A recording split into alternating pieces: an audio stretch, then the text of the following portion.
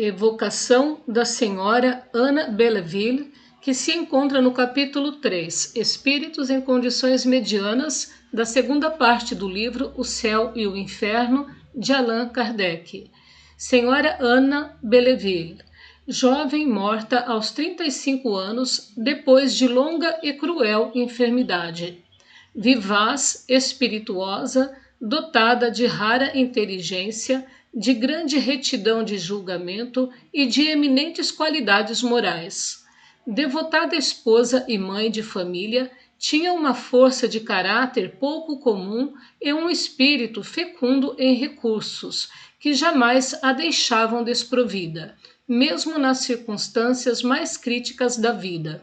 Sem rancor por aqueles de quem teria do que se queixar, estava sempre pronta a ajudá-los quando necessário.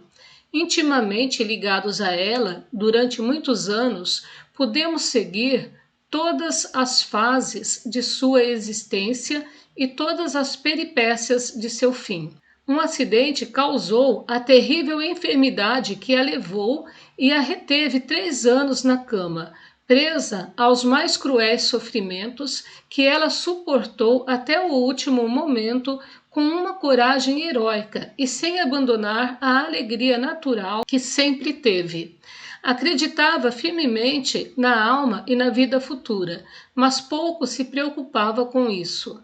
Todos os seus pensamentos eram voltados para a vida presente, que ela prezava muito, sem, entretanto, ter medo da morte. Não procurava os gozos materiais, porque sua vida era muito simples e ela se conformava em não ter aquilo que não conseguiu obter, mas gostava do bom e do belo, que sabia usar até nas menores coisas.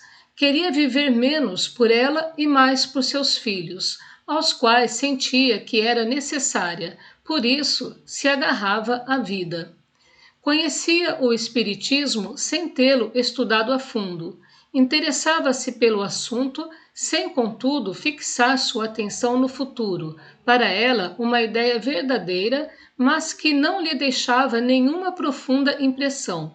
O que ela praticava de bem era o resultado de um movimento natural, espontâneo, e não inspirado por um pensamento na recompensa ou nas penas futuras.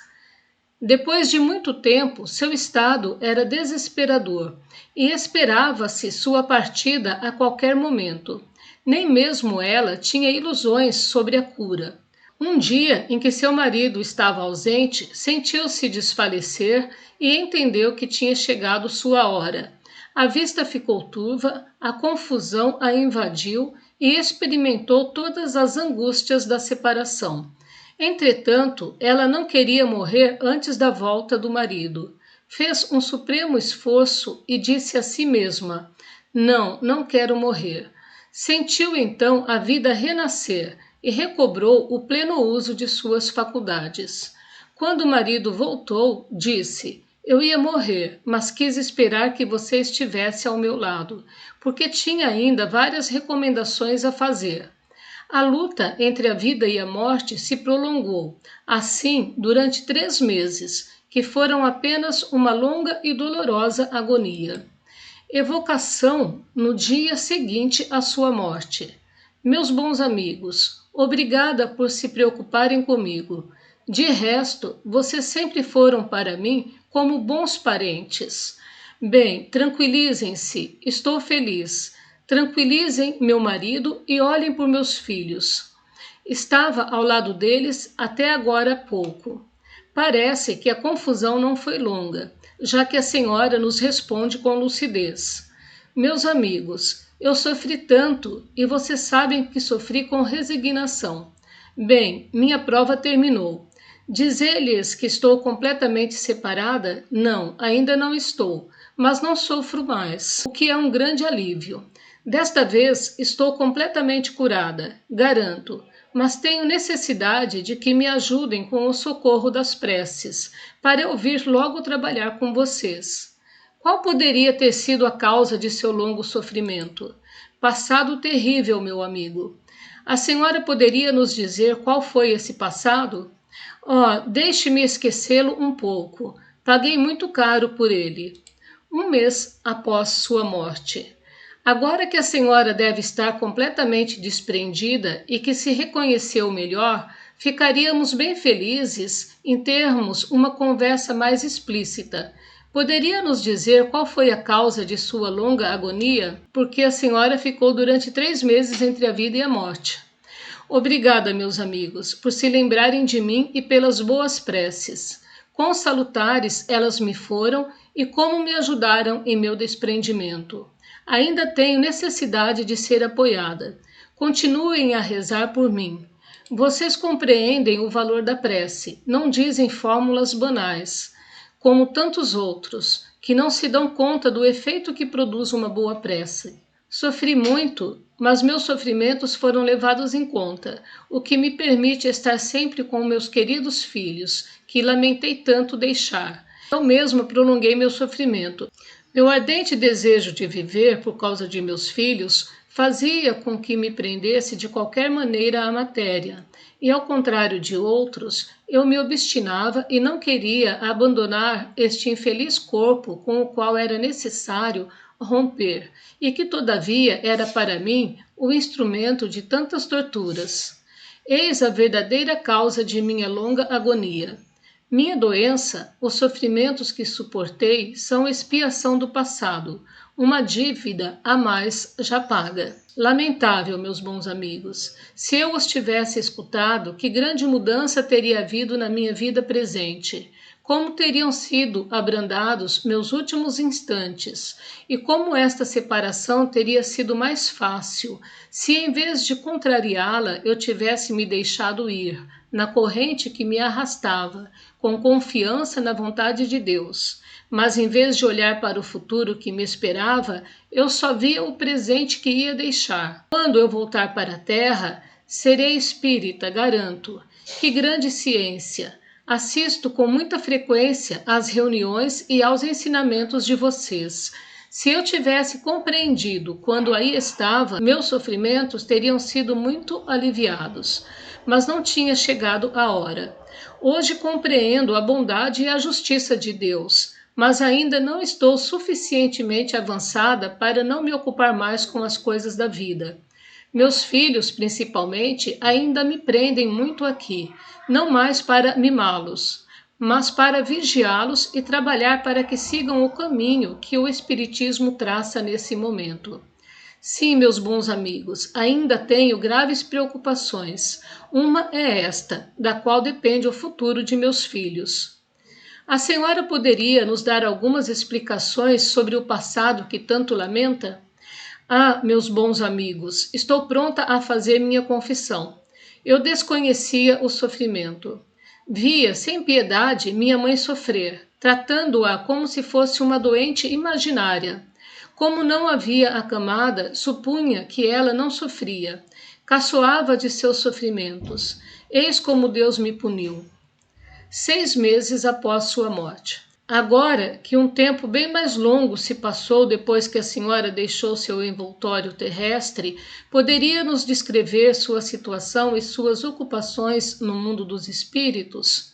Durante minha vida na Terra, eu era, como se diz em geral, uma boa pessoa, mas, antes de tudo, eu amava o meu bem-estar, compassiva por natureza. Talvez eu jamais tenha sido capaz de um sacrifício maior para aliviar um desafortunado.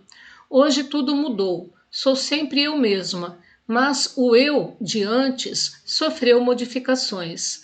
Aprendi, vejo que não há categorias nem condições, além do mérito pessoal no mundo dos invisíveis, onde um pobre caridoso e bom está acima do rico orgulhoso que humilha com sua esmola. Cuido especialmente da classe dos afligidos por problemas de família, pela perda de parentes ou de fortuna. Minha missão é consolá-los e encorajá-los, e sou feliz por isso. Ana. Uma importante questão ressalta dos fatos acima. Uma pessoa pode, por um esforço de vontade, retardar o momento da separação entre a alma e o corpo? Resposta do Espírito de São Luís. Esta questão, resolvida de uma maneira afirmativa e sem restrição, poderia ter falsas consequências. Certamente, um espírito encarnado pode, em determinadas condições, prolongar a existência corporal para terminar instruções indispensáveis ou que acredita que sejam indispensáveis. Isso pode ser permitido, como no caso de que se trata aqui, e de que existem vários outros exemplos. Esse prolongamento só poderia ser, em todos os casos, de curta duração, porque não é permitido ao homem interferir na ordem das leis naturais, nem provocar um retorno real à vida, quando esta chegou ao fim. É uma permissão momentânea. Entretanto, apesar de este fato ser possível, não se pode concluir que seja mais geral, nem acreditar que depende de cada um prolongar sua existência. Como prova para espírito ou no interesse de uma missão que deve ser terminada, os órgãos utilizados podem receber um suplemento de fluido vital que lhes permite acrescentar alguns instantes à manifestação material do pensamento. Casos semelhantes são exceção, não regra. É preciso ver nesse caso não uma alteração de Deus na imutabilidade de suas leis, mas uma consequência do livre-arbítrio da alma humana que, no último instante, tem a consciência da missão de que esteve encarregada e quereria, apesar da morte, completar o que não pôde terminar.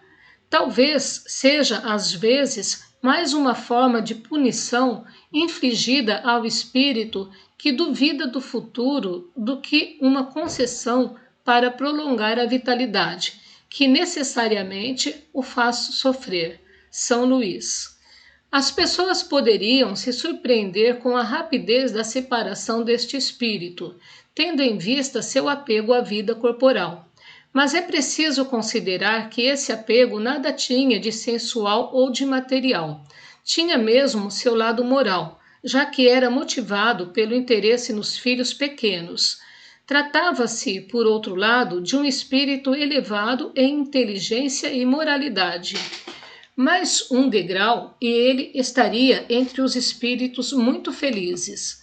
Não havia, então, nos laços perispirituais, a tenacidade própria da identificação com a matéria. Pode-se dizer que a vida, enfraquecida pela longa enfermidade, só se prendia por alguns poucos fios, e seriam esses fios que o espírito queria impedir que se rompessem.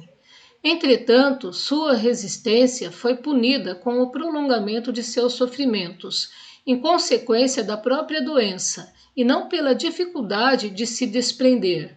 Por isto, após a libertação, a confusão foi curta. Outro fato igualmente importante decorre desta evocação, da mesma forma que ocorre com as evocações feitas em épocas diversas, mais ou menos distanciadas da morte.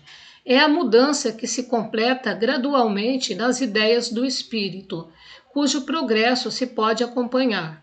Neste caso, essa mudança se traduz não por melhores sentimentos, mas por uma mais íntegra apreciação das coisas. O progresso da alma na vida espiritual é então constatado pela experiência. A vida corporal é o ponto de partida da prática desse progresso. É a prova de suas resoluções. É o lugar onde o espírito se depura. A partir do momento em que a alma progride após a morte, seu destino não pode ser irrevogavelmente fixado, porque a fixação definitiva, como já dissemos antes, é a negação do progresso. As duas coisas não podem existir simultaneamente.